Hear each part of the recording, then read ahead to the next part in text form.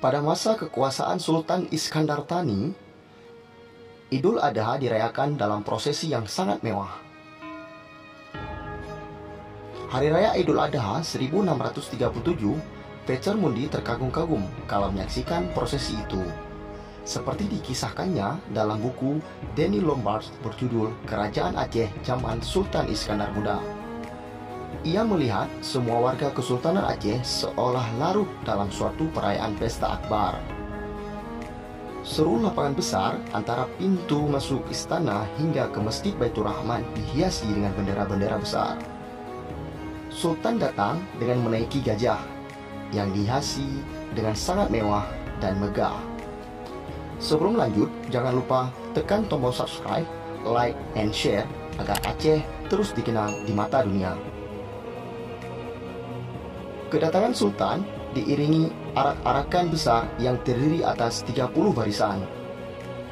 Mundi juga melihat dalam barisan ke-28 ada 30 ekor gajah yang dihiasi dengan benda mirip menara kecil di atas punggungnya. Di setiap menara berdirilah dengan gagah masing-masing seorang serdadu yang berpakaian merah seraya memegang bedil. Pada deretan pertama, rombongan yang terdiri atas 4 ekor gajah. Gadingnya masing-masing disampingi 2 pedang besar. Banyak di antara gajah itu memiliki nama. Salah satunya gajah yang dinaiki Sultan bernama Lela Manikam. Perayaan Idul Adha yang disaksikan Mundi bertepatan pada pengangkatan Iskandar Thani sebagai Sultan. Karena itu, tak aneh jika prosesinya berlangsung sangat panjang dan melibatkan banyak petinggi kerajaan, tentara, para nelayan istana, berbagai senjata dan simbol kebesaran kerajaan.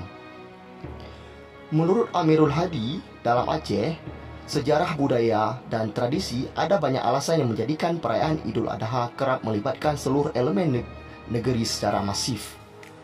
Namun yang pasti, faktor Aceh sebagai suatu kerajaan Islam menjadikan penguasaannya memiliki otoritas politik maupun agama. Perayaan juga menggunakan 2 tempat, yakni istana sebagai simbol perayaan, sedang masjid sebagai simbol keagamaan. Mundi melanjutkan, ketika sampai di dalam masjid, Sultan dan para pembesar istana masuk untuk melaksanakan ibadah. Setelah beribadah di masjid bersama Syekh Syamsuddin, Sultan pergi ke tempat Raja Paksi.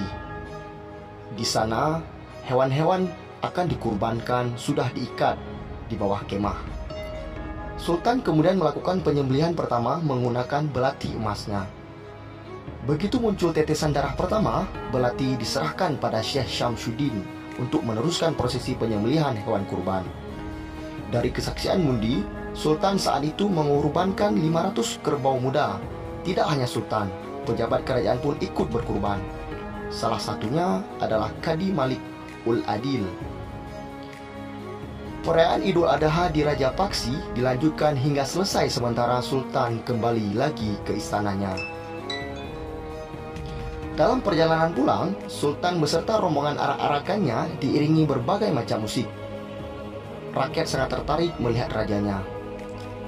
Anthony Reid dalam Menuju Sejarah Sumatera menulis bahwa ibu-ibu yang sedang hamil juga keluar untuk menyaksikan rajanya.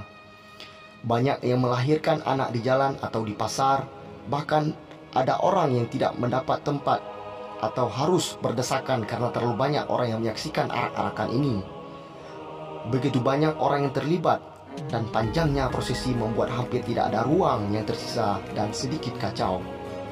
Oleh karena itu, menurut Mundi, prosesi tersebut sangat tidak beraturan. Bersumber dari adat Aceh, disebutkan Amirul Hadi bahwa ada lebih banyak peserta yang terlibat dengan rencana kebesaran kerajaan yang lengkap dengan dibandingkan perayaan dan prosesi lain di Kesultanan Aceh. Idul Adha memang secara resmi dijadikan perayaan paling penting di sana saat itu.